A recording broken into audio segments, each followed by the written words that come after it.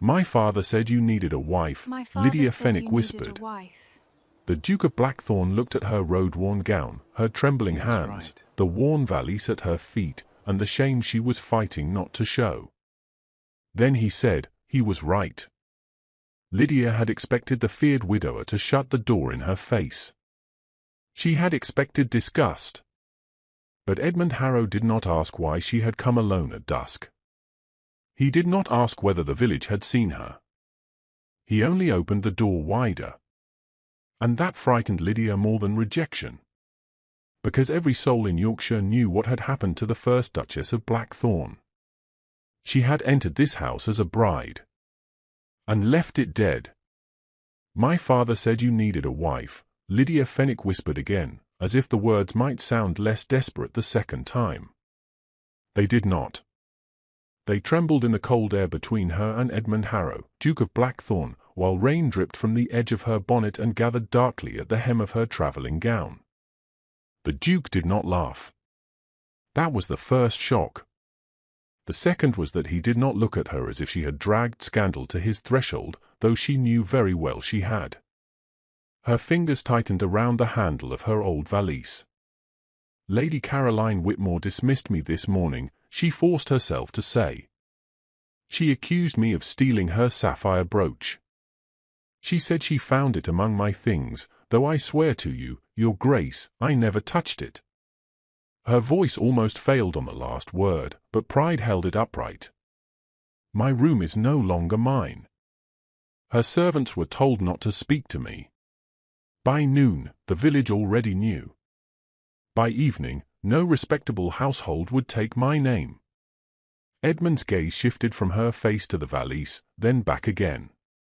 And Sir Albert, he asked quietly, though of course he knew the answer. Lydia's throat tightened. My father is 6 months in his grave. That was the sentence that nearly broke her. Not the accusation. Not the road. Not even the shame of standing before a duke with nothing left to bargain except the last strange message of a dying man. His creditors have begun sending letters. Lady Caroline said I should be grateful she did not summon the magistrate. Grateful. Lydia gave a small, bitter breath. As if mercy is another name for ruin. Edmund stepped aside, leaving the doorway open, but he did not reach for her. He did not command her to enter. He gave her a choice when the rest of the world had taken every choice away. Your father once told me, he said, that you would rather starve politely than ask for bread. Lydia looked up sharply. Edmund's expression had not softened, exactly. It was too controlled for that. But something old and loyal moved beneath it. Sir Albert stood by me when no one else would enter this house without looking over his shoulder, he continued. He warned me that if trouble ever came for you, you would come late, cold, and ashamed, and still try to make it sound as if you were offering help instead of asking for it. Lydia's eyes burned. Then he knew me too well. He loved you too well, Edmund said. And with that, the first wall inside her cracked. Lydia had heard the stories before she ever saw Blackthorn Hall. Every woman in Yorkshire had. Edmund Harrow's first wife, Mary Bell, had fallen from the western tower 3 years earlier during a storm so violent that villagers still spoke of it as if the heavens themselves had come to accuse the house. No court had condemned him. No witness had seen his hand upon her. No servant had dared claim more than whispers and shadows. But society had judged him with the speed and cruelty of people who preferred rumor to evidence. Invitations stopped. Mothers turned daughters away from him. Newspapers wrote careful sentences that said nothing and suggested everything. The name Blackthorn became a warning spoken behind fans, in drawing rooms, in churchyards, in market stalls. The Blackthorn widowmaker, some called him when they thought no one important could hear. Lydia had never repeated that name. But she had heard it.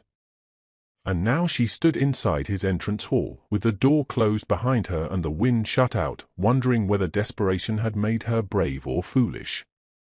Edmund took her cloak from her shoulders only after she nodded permission. Even then, his movements were measured, almost formal, as if he knew how easily any gesture from him could become another accusation. He called for no crowd of servants to inspect her disgrace. He summoned only an elderly housekeeper, Mrs. Vale, and asked that tea and a fire be brought to the small morning room. Lydia noticed that he did not say, "The young lady is distressed." He did not say, "This poor creature needs shelter." He said, "Miss Fenwick is our guest." That mattered. More than the fire. More than the tea. More than the dry shawl Mrs. Vale laid over her shoulders with suspicious but obedient hands. When Lydia finally sat, her knees nearly failed from the relief of it. Edmund remained standing at a careful distance. "Did you steal the brooch?" he asked. There was no softness in the question, but there was no insult either. Lydia lifted her chin. "No, did you know where it was before Lady Caroline claimed to find it?" "No, did anyone have reason to wish you dismissed?" Lydia thought of Caroline's cool smile, the sudden search of her room, the servants who would not meet her eyes. "I do not know." Edmund studied her in silence, and Lydia forced herself not to plead. At last, he said, "I believe you." 3 words. Nothing more. Yet they struck harder than comfort. Lydia pressed her fingers into the shawl to keep from shaking. "You should not say that so easily, Your Grace." "I do not say anything easily." His answer was quiet. "That is why you may trust it." The proposal came not with romance, but with arithmetic. That, oddly, made it easier to hear. Edmund did not kneel. He did not speak of affection neither of them could honestly claim. He stood by the mantel while Lydia sat near the fire, and the flames threw sharp shadows across a face society had turned into legend. "Lady Caroline has not merely dismissed you," he said. "She has marked you. A woman accused of theft may be innocent in heaven and ruined on earth. You need more than employment. You need a name strong enough to make people cautious before they repeat hers." Lydia understood before he finished, and still the understanding stole her breath. "Your name." "My protection," he corrected. "And Blackthorn needs what your father taught you." Lydia almost laughed, though there was no humor in it. "A duke cannot need the daughter of a solicitor." "This duke can." His voice remained even. "The accounts are neglected. The steward who served before my withdrawal is gone. The tenants send petitions that go unanswered because every man I hire is either afraid of the house, curious about scandal, or secretly loyal to someone else. My servants obey, but they do not organize. My estate is large, empty, and watched by enemies who would enjoy seeing it collapse." Lydia looked toward the shuttered window. Outside, rain struck the glass like thrown gravel. "And you think I can mend that?" "I think Sir Albert trained you to read a ledger faster than most gentlemen read Latin. I think you know correspondence, household discipline, rents, repairs, receipts, and the difference between poverty and waste. I think you have been underestimated all your life because you were useful in rooms where men preferred you invisible." That struck too close. Lydia looked down. "And what would this marriage demand of me?" The room stilled around the question. Edmund's answer came without hesitation. "Respect. Honesty. Your counsel where the estate is concerned. Nothing else that is not freely given." Lydia's eyes rose to his. "Separate rooms." "Yes." "No false tenderness in public. No performance beyond what protection requires. No expectation that gratitude should make me obedient." For the first time, something like anger flickered in him, but not at her. "Never." Lydia swallowed. She had come to his door with one impossible sentence, but the shape of it now stood before her, practical and terrifying. To marry the Duke of Blackthorn was to step into the very scandal other women fled. Yet to leave was to return to no room, no wage, no name, and Caroline Whitmore's lie waiting like a locked gate. Edmund seemed to read the calculation on her face. I will not pretend the choice is fair. Lydia gave a faint, broken smile. No choice offered to a ruined woman is fair. Then she stood. But some are survivable. They were married 2 mornings later in the village church, and by then every whisper in 3 parishes had found its way to the pews. The ceremony was meant to be quiet. It was not. Only the vicar and 2 witnesses stood officially near them, but half the village seemed to have business outside the churchyard wall, and the other half had suddenly developed urgent reasons to pass the open doors. Lydia felt their eyes before she heard their voices. There she is. The companion accused of theft. No, the solicitor's daughter. Poor thing. Clever thing, more like. Imagine trapping a duke. Imagine marrying that duke. Does she know what happened to the first one?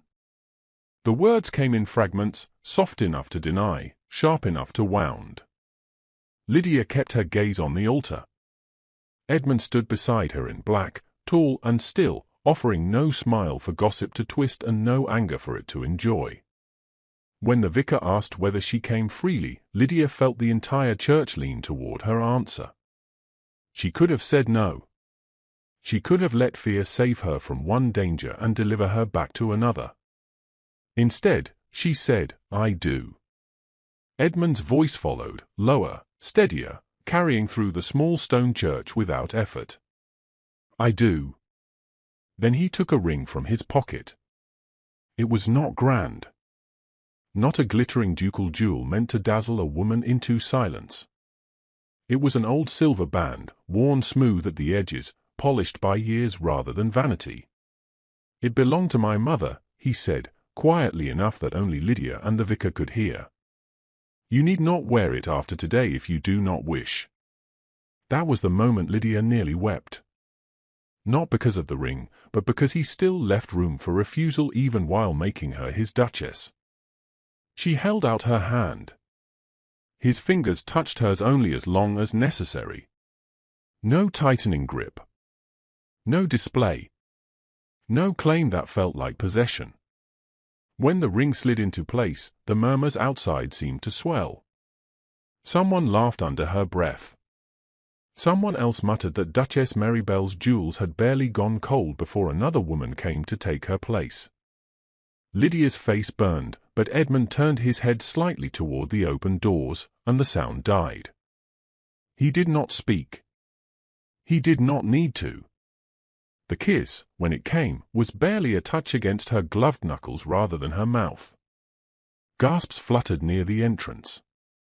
Lydia understood the meaning at once.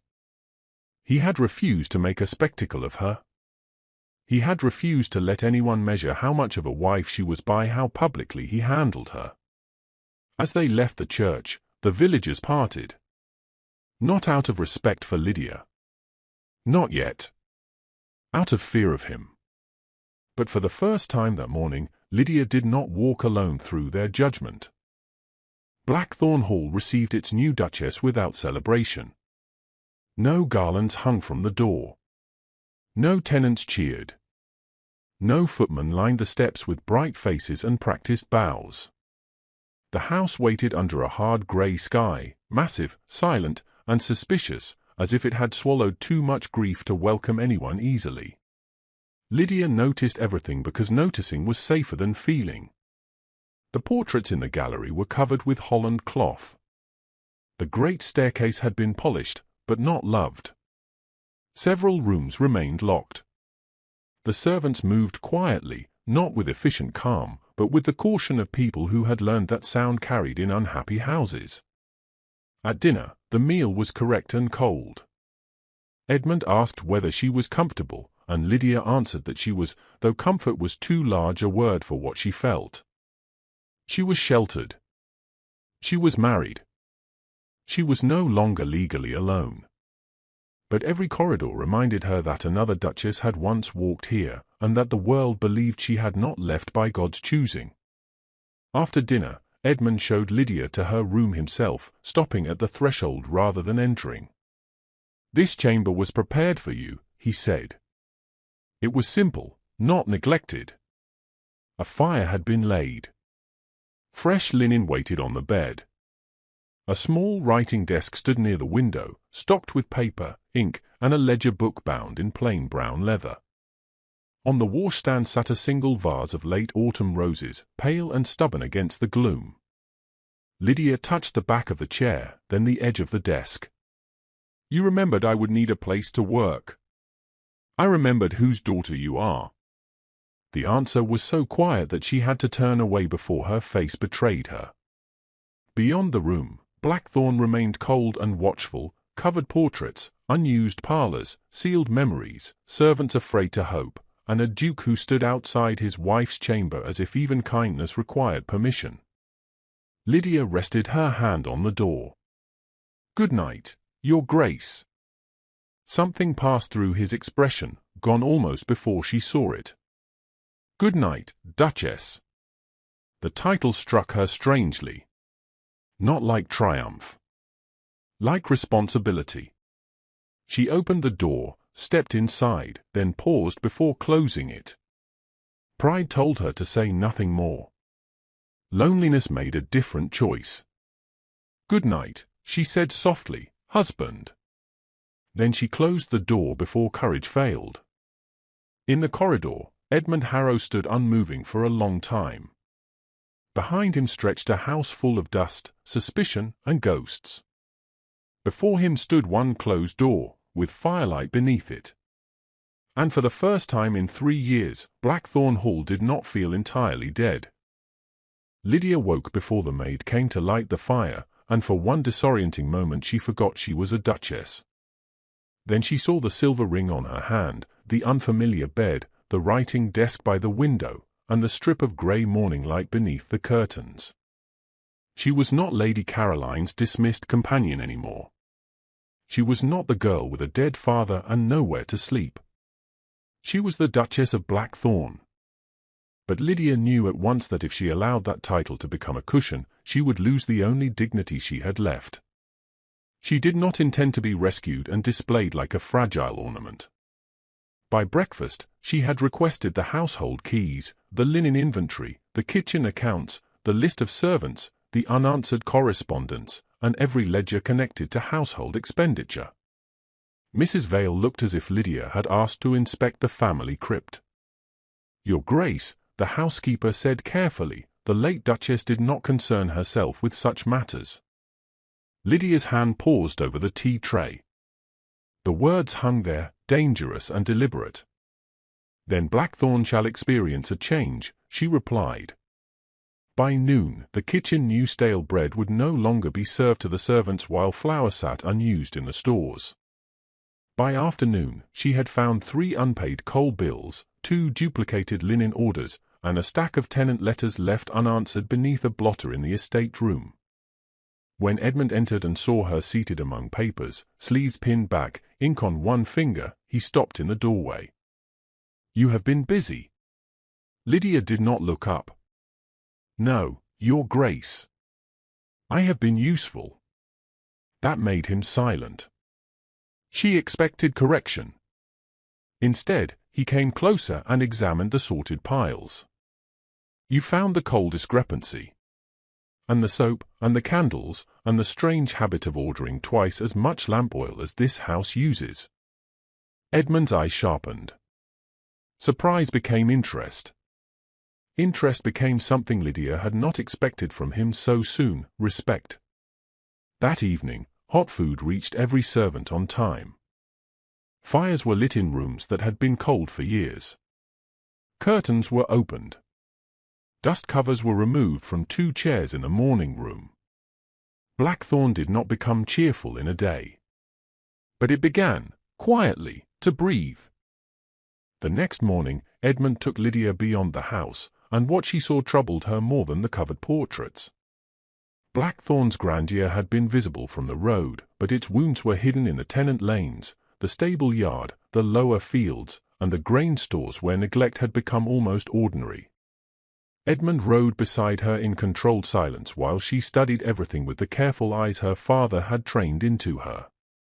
The first cottage had a roof patched with boards that would not survive winter. The second had a broken pump the tenant claimed had been reported 3 times. The kitchen gardens were underworked. The stable accounts listed feed deliveries larger than the horses required. Near the grain store, Lydia found sacks stacked too close to a damp wall and said so before she remembered she was speaking to a duke. Edmund turned toward her. "You are certain?" "Unless grain behaves differently because it belongs to a nobleman, yes." A stable boy nearby coughed to hide a laugh. Lydia flushed, but Edmund only looked at the wall, then at the sacks, then back at her. "Move them," he ordered. The boy obeyed at once.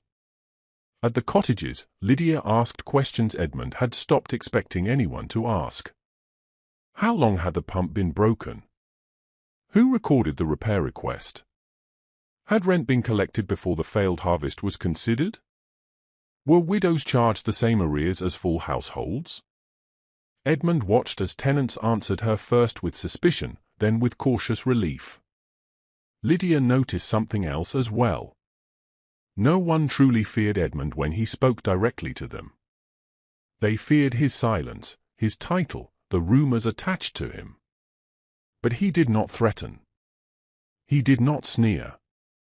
He listened even when anger tightened his jaw. At the far field, where drainage ditches had been left clogged, Lydia looked across the waterlogged ground and said, "This is not merely poor management. This is expensive neglect." Edmund's gaze moved sharply to her face. "Your father used that phrase once. Because it is the sort of neglect that benefits someone." For a moment, the wind seemed to still. Lydia realized she had said too much too soon. But Edmund did not dismiss her. He looked at the fields again, and when he spoke, his voice was low. "Then we shall find who benefited." It was the first time he said "we" about Blackthorn. Lydia heard it. So did he. After that, their marriage began to change in ways too small for gossip and too important to ignore. It changed at breakfast, when Edmund stopped eating in silence and began placing letters beside Lydia's plate because he wanted her opinion before he answered them. It changed in the estate room, where 2 chairs became permanent before the same desk, one for the Duke and one for his Duchess, though neither of them remarked upon it. It changed at dinner, when Lydia noticed he never began until she lifted her fork, and Edmund noticed she saved the best arguments for the final course, when she thought he was too weary to resist them. They spoke of repairs, rents, servants, grain, creditors, and petitions. Then, slowly, they spoke of other things. Lydia told him her father had taught her accounts by giving her household bills as puzzles. Edmund told her his mother had loved the Western Gardens before illness made stairs impossible. Lydia spoke of Lady Caroline's household only when necessary, but Edmund learned to hear the pain beneath what she left unsaid. She had been useful there, too, until usefulness became inconvenient. Edmund spoke even less of Maribel. But one night, when rain struck softly against the windows and the fire burned low, he said, "She laughed easily when she first came here." Lydia looked up from the ledger. "Maribel." He nodded once. The room tightened around the name. People forget that. They speak of her only as a dead duchess, never as a woman who once liked sugared almonds and complained that Yorkshire wind ruined every bonnet she owned. Lydia did not ask the question everyone else asked. She did not ask how Maribel died. She only said, "It must be a terrible thing, to have grief taken from you and turned into accusation." Edmund's hand stilled over the page. For a moment, the guarded Duke was simply a lonely man who had been standing trial in every room for 3 years. "Yes," he said. Nothing more. Yet after that night, the silence between them lost some of its sharpness. Lydia still slept in her own room. Edmund still stopped at thresholds. The marriage was still practical, still careful, still built on terms spoken beside a fire. But the house knew before they did. Servants began leaving lamps lit in rooms they both used. Mrs. Vale began setting 2 cups near the estate papers. And Blackthorn, which had once held its breath, began listening for their footsteps together. The first public test came at the village market, where Lydia went because the tenants needed to see their Duchess not as a rumour behind stone walls, but as a woman willing to hear them. Edmund advised caution. Lydia mistook that for doubt and lifted her chin. "I have survived Lady Caroline's drawing room, Your Grace. I believe I can survive cabbages." He almost smiled. Almost. The market was crowded when they arrived, and every conversation weakened as Lydia stepped from the carriage. Women turned. Men removed hats too late or too quickly. A child asked loudly whether that was the new Duchess who had stolen jewels, and his mother pulled him back with a horrified whisper that carried farther than the question. Lydia kept walking. She bought thread from a widow, asked after a tenant's sick daughter, and listened while an old farmer complained about drainage near the lower meadow. For half an hour, she almost believed dignity could outlast scandal. Then Lady Caroline Whitmore appeared beside the ribbon stall, dressed in pale lavender, smiling as if cruelty were a social grace. "Your Grace," Caroline said, dipping into a curtsy so shallow it became an insult. "How quickly you have risen. Only last week, you were searching my cupboards. Now you inspect the village as if it belongs to you." The market quieted with indecent speed. Lydia felt heat climb her neck. "Lady Caroline." No denial. Caroline's smile widened. "How wise. Denials are so awkward when brooches are found in one's belongings." A murmur passed through the crowd. Lydia's fingers tightened around her reticule. "I did not steal from you." "Of course," Caroline said softly. "You merely lost your position, your room, your reputation, and then somehow found your way to a duke's bedchamber before the week was finished." Gasps rose. Lydia went pale, but Caroline had not finished. "Though I suppose one cannot be selective when no decent man will take one. Still, I admire your courage. Most women would hesitate before marrying a widower with such unfortunate history." The implication struck the crowd like a bell. Marybelle. The Tower. The Storm. Edmund. Caroline leaned closer, voice sweet enough to poison tea. "Do be careful at Blackthorn, my dear. First wives are not the only ones who can fall." Lydia's breath caught. Not because she believed her. Because the villagers looked hungry to believe her. Lydia tried to answer, but for one terrible second no words came. That was what public shame did. It did not merely accuse, it stole the voice required to survive accusation. Caroline saw it and smiled. The crowd saw it and leaned closer. Then a shadow fell beside Lydia, and the market changed before anyone spoke. Edmund Harrow stood at her side, tall, still, and colder than the stone church where he had married her. He had not rushed. He had not shouted. Somehow that made his arrival worse for everyone who had been enjoying her humiliation. "Lady Caroline," he said. 2 words, yet Caroline's smile faltered. "Your Grace," she replied, recovering quickly. "I was merely welcoming your new Duchess into society." "No," Edmund said. "You were insulting my wife in a public square because private cruelty no longer satisfied you." The word wife moved through the market more powerfully than any threat. Lydia felt it settle around her, not as a cage, but as shelter. Caroline's eyes flashed. "You defend her very fiercely for a marriage born of convenience." Edmund turned slightly, enough for the crowd to see that he stood with Lydia, not before her as if hiding her. "My marriage is not yours to measure." "And her honesty?" Caroline asked. Is that yours to invent? Lydia found her breath. My honesty existed before your accusation. Her voice shook, but it carried. Edmund did not speak over her. He let the village hear her. That mattered more than rescue. You searched my room after dismissing 2 servants from the corridor.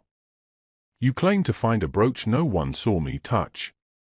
You cast me out before I could defend myself. If you have proof, bring it before a magistrate. If you have only performance, then perform elsewhere. A stunned silence followed. Caroline's face hardened. You will regret learning confidence from him. Edmund's voice dropped. Enough. No anger. No raised hand. No violence. Only authority sharpened into a line no one dared cross. You will not threaten the Duchess of Blackthorn in front of my tenants, my neighbours, and my parish. For the first time, the villagers looked not at the widowmaker, but at the husband standing beside a woman who did not flinch from him. Lydia realized then what had shifted. Edmund had not dragged her behind his title. He had placed his title beside her truth. As Caroline turned away, humiliated but not defeated, Lydia felt Edmund's hand hover near her elbow, asking without touching. She moved closer by choice. And as the market slowly began breathing again, Lydia understood they were no longer 2 ruined people sharing a roof. They had begun, dangerously and publicly, to stand together. The storm came 3 nights after the market, and every servant at Blackthorn felt the memory of the last one before the first window began to shake.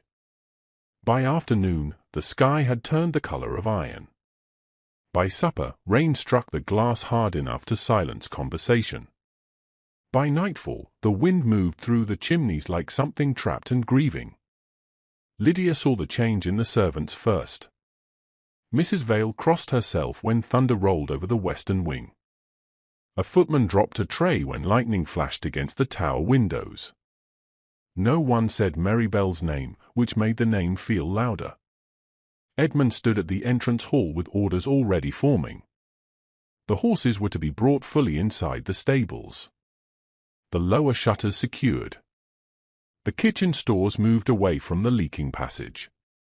Candles placed along the servants' stair. Lydia did not wait to be protected out of usefulness.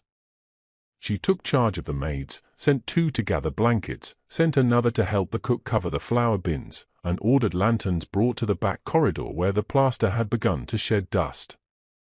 Edmund looked once across the hall at her, and in that look was surprise, fear, and trust.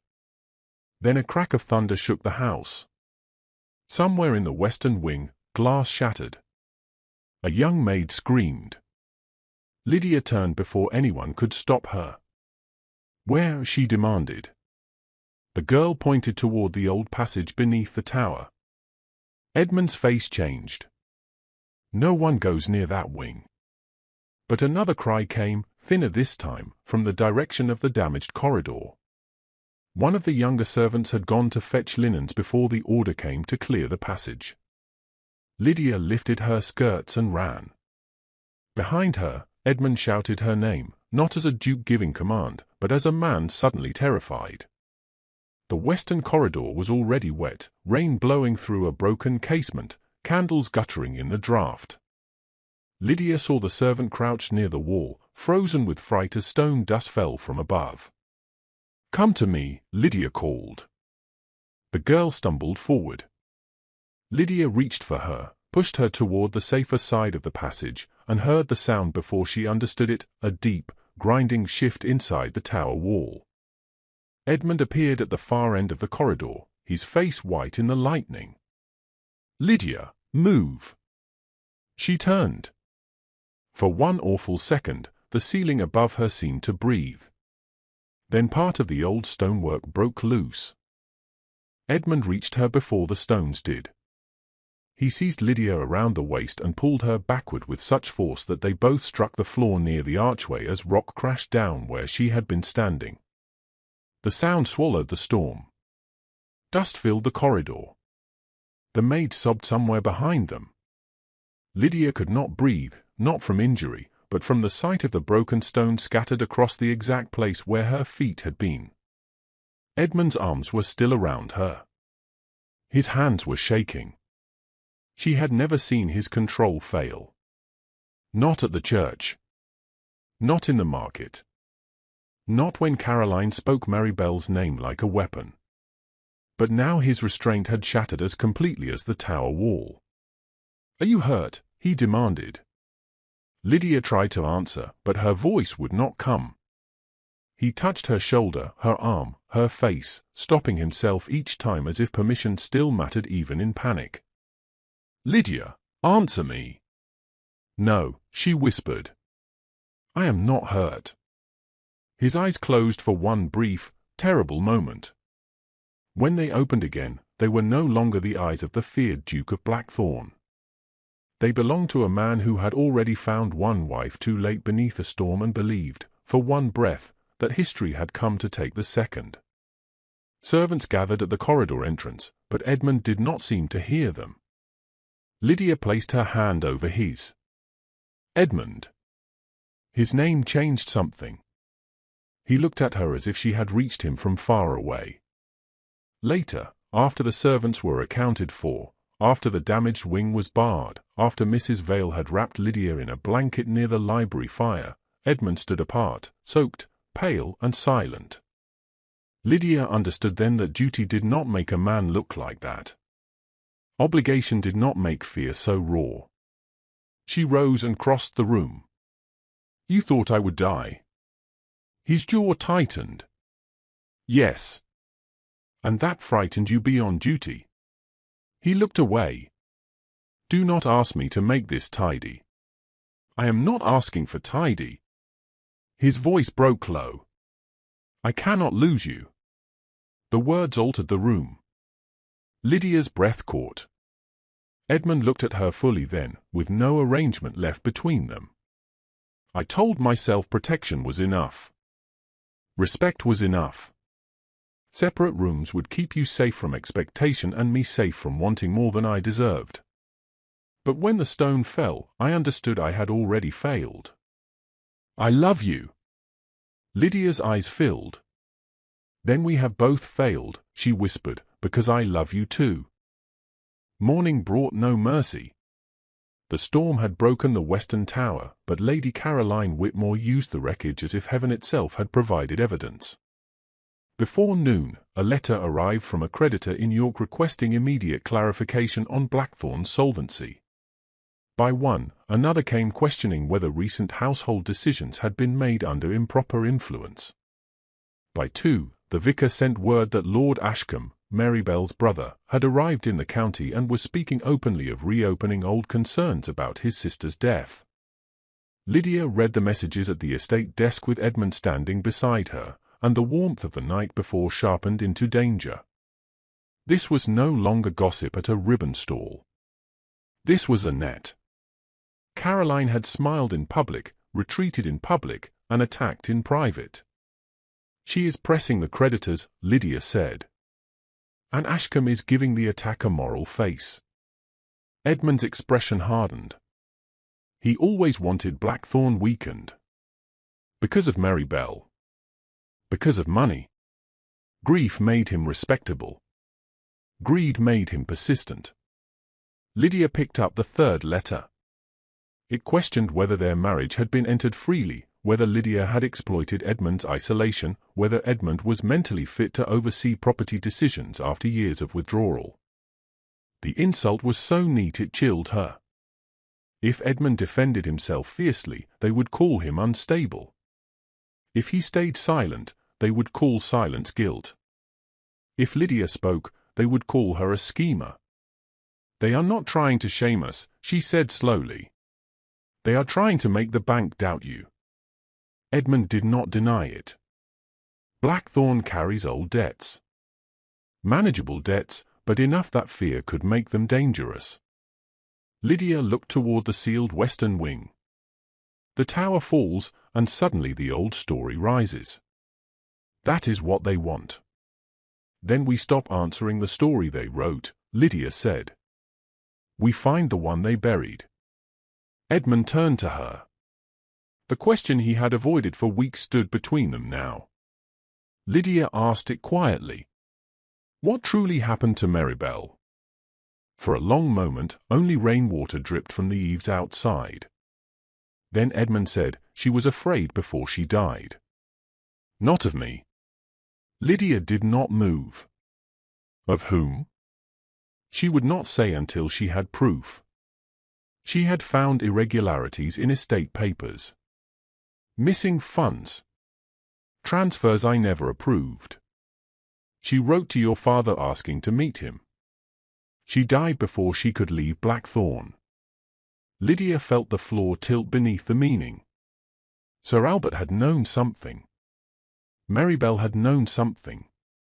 And now Caroline was trying to destroy Lydia before she could learn it too. Lydia led the search because grief had made Edmund too careful and accusation had made him mistrust his own memory. She began with her father's preserved papers, the small locked box she had brought from her former room when Lady Caroline cast her out. Until then, she had not opened it at Blackthorn. It felt too much like disturbing the last place Sir Albert still belonged to her. But now she placed it on the estate desk, unlocked it, and found letters tied with faded blue thread. Edmund stood opposite her, silent. The first letters were ordinary, receipts, legal notes, household copies. Then Lydia found a page marked only with initials.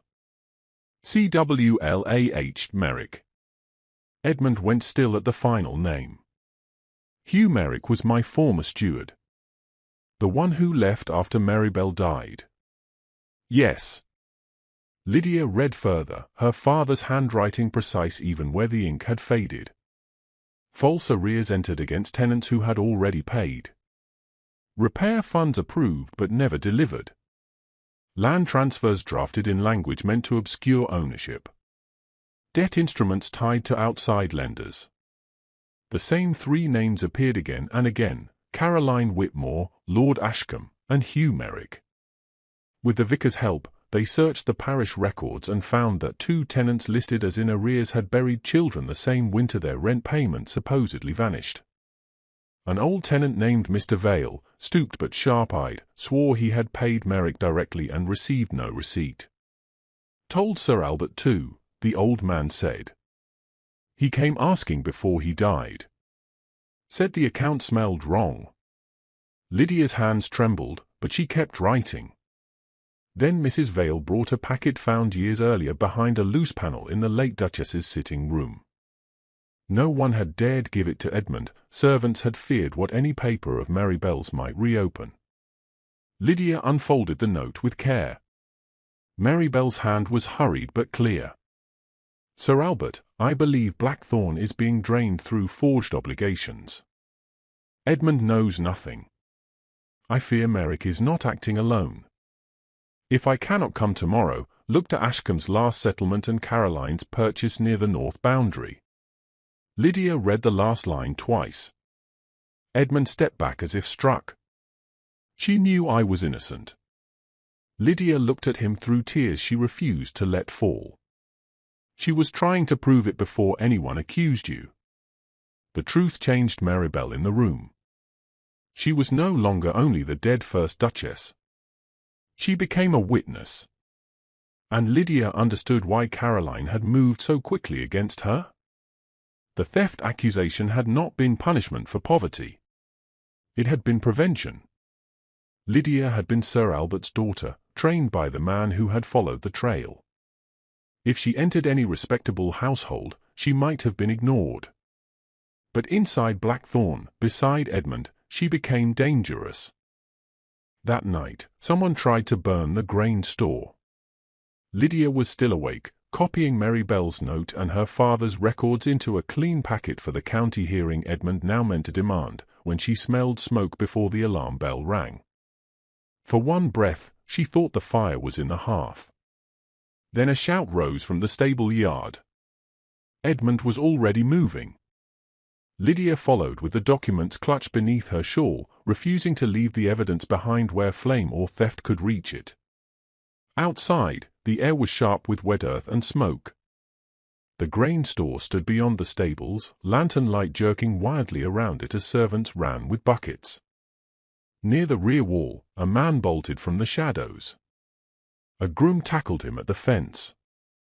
Mr. Vale and two tenant farmers, alerted by the storm damage and already on watch, closed in before he could rise. Edmund reached him first, but he did not strike him. That restraint frightened the man more than rage would have. "Who sent you?" Edmund asked. The man spat mud and said nothing.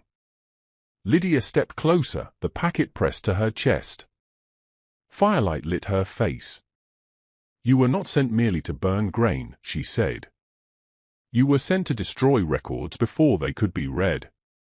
The man's eyes flicked to the papers. It was enough. Edmund saw it. So did every servant standing nearby. The groom dragged a small oil flask from the man's coat. Mrs. Vale recognized him as one of Caroline Whitmore's hired carriers, a man seen twice at her stable yard. Still he refused to speak until the vicar arrived, summoned from the village by a tenant boy.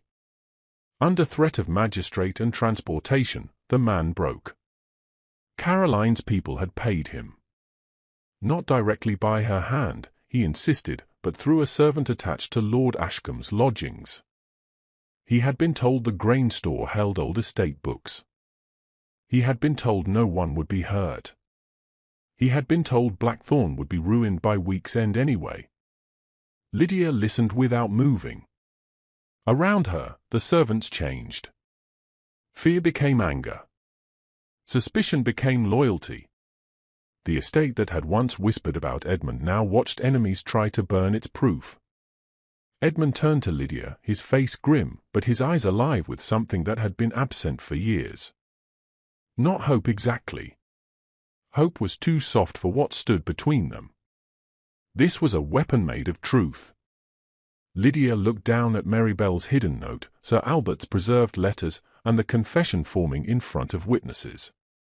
For the first time since Lady Caroline had spoken the word thief, Lydia smiled. "Now," she said quietly, "we have the thread." The county hearing began under a sky so clear it felt almost insulting after everything Blackthorn had survived. By 10 o'clock, the hall was full. Tenants stood beside shopkeepers. Servants whispered near the back. Villagers who had once crossed the street to avoid Edmund Harrow now stretched their necks to see him enter. Caroline Whitmore arrived first, dressed in deep blue silk, her face composed with the confidence of a woman who had ruined reputations before breakfast and slept soundly afterward. Beside her stood Lord Ashcombe, Marybelle's brother, pale and solemn, one hand pressed to his heart as if grief required an audience. When Edmund entered, the old reaction moved through the room: silence, unease, remembered fear. Then Lydia stepped beside him, carrying her father's leather document case. The silence changed. She did not look like a desperate companion. She did not look like a thief. She looked like a woman who had walked through shame and brought the truth back with her.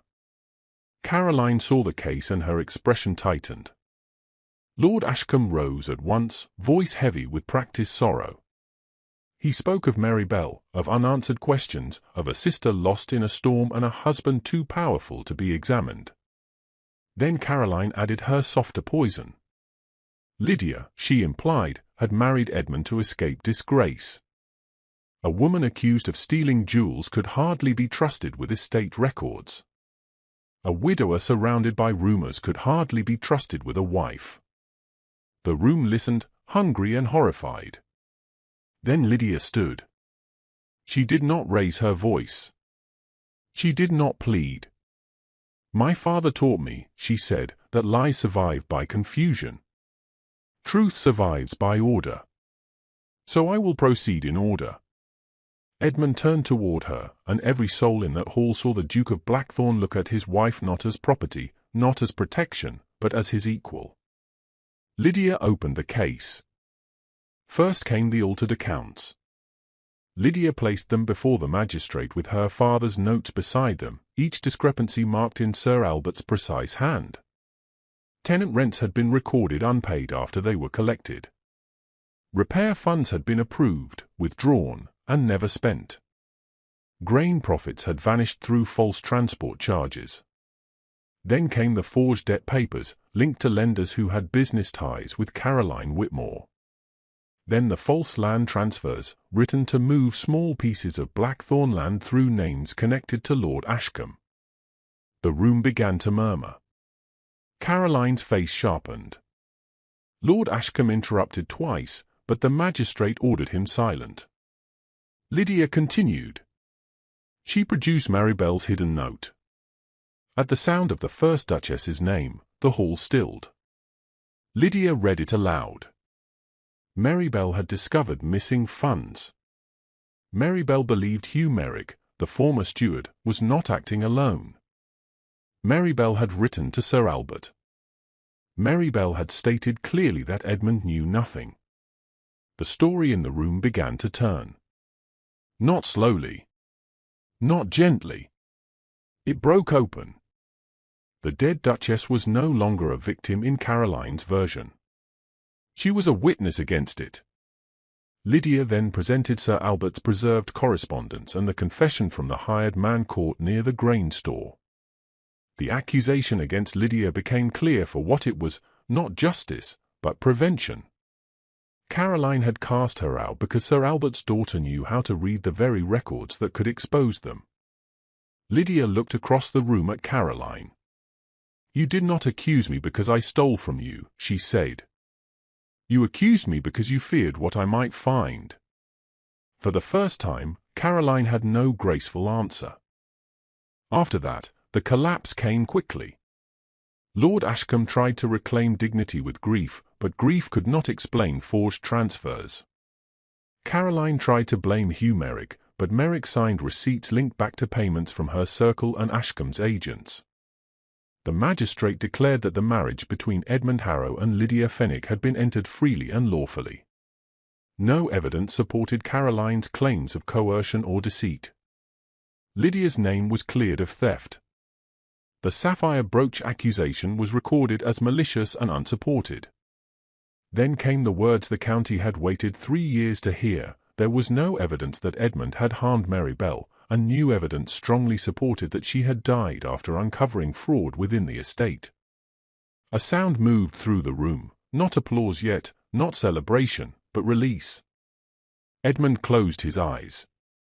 Lydia reached for his hand beneath the table. He held it like a man holding the edge of life. Caroline's face had gone white. Lord Ashcombe sat as if his bones had left him.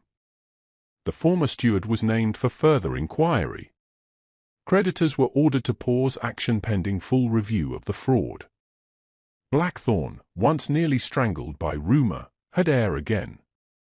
When Edmund and Lydia stepped outside, the village waited. These were the same people who had whispered murderer, thief, desperate, cursed. Now they looked at Lydia as if seeing her for the first time. Mrs. Vale began to cry. The old tenant Mr. Vale removed his hat. One by one, others followed. No one shouted. No one dared cheapen it. Lydia had not only saved her own name. She had saved Edmund's, Maribel's, Sir Albert's, and Blackthorn's future. That evening, the village gathered in the square, not for a grand celebration, but because relief needed somewhere to go. Lanterns were hung between posts. Bread, cheese, apples, and warm cider appeared on long tables. Tenants who had once avoided Edmund now bowed with real respect. Servants who had once feared Hope smiled openly at Lydia. Edmund accepted apologies with restraint, but Lydia could feel how deeply each one cut and healed at once. Later, she found him away from the crowd near the churchyard wall, where the lantern light barely reached. For a moment, neither spoke. They simply stood together while the village murmured behind them, no longer against them. Lydia looked up at him. "Do you remember what I said at your door?" Edmund's mouth softened. "I remember every word. My father said you needed a wife." The sentence carried all of it now, the rain, the shame, the valise, the open door, the first impossible bargain. Edmund turned fully toward her. He was right, Lydia whispered. Edmund shook his head. No, her heart paused. He took her hand, the old silver ring glinting between them. I was wrong, Lydia. I did not need a wife. Her eyes searched his. Then what did you need? His voice lowered. You. Not a title beside mine. Not a woman to make the house respectable. Not someone to silence gossip by standing in a duchess's place. I needed you. My partner. My defender. My courage when mine had been buried. My home when Blackthorn was only walls. Lydia's eyes filled, but this time she did not fight the tears. Edmund touched her cheek with the same restraint that had first made her trust him. You came to me asking for shelter, he said. And somehow, you gave me back my life. Lydia leaned into his hand. Then we saved each other. Behind them, the village bells began to ring. Months later, Blackthorn Hall no longer looked like a house waiting to be accused. Curtains were open. Fires burned in rooms that had been shut for years. Tenants came through the gates without lowering their voices. The stolen funds were being recovered, the false debts untangled, and the estate books finally balanced under Lydia's careful hand. She was Duchess of Blackthorn not because Edmund had placed a ring on her finger, but because the house, the tenants, and even the servants had learned to turn toward her when truth, order, or mercy was needed. The western tower was not rebuilt as it had been. Lydia asked that part of it remain open to the sky, transformed into a memorial garden for Mary Bell, with pale roses, climbing ivy, and a stone bench facing the moors. Edmund stood there often, not as a man accused by the dead, but as one finally allowed to grieve her. On a soft spring afternoon, he found Lydia beneath the old cedar tree where Sir Albert had once asked him to protect his daughter. She was waiting with one hand resting lightly over her stomach. Edmund stopped before she spoke, as if his heart already knew. Lydia smiled through sudden tears. You are going to be a father. For a long moment, he could not move. Then he crossed the grass and took her into his arms with a tenderness that needed no witness. Lydia rested her head against him and looked up through the cedar branches. Thank you, Father, she whispered. You were right. Edmund held her closer. Lydia touched the silver ring, then the life growing beneath her hand, and understood the truth more fully than she had on the night she came to Blackthorn in the rain. Her father had said Edmund needed a wife. But Edmund had needed more than a wife. Lydia had needed more than protection. Together, they had needed a family.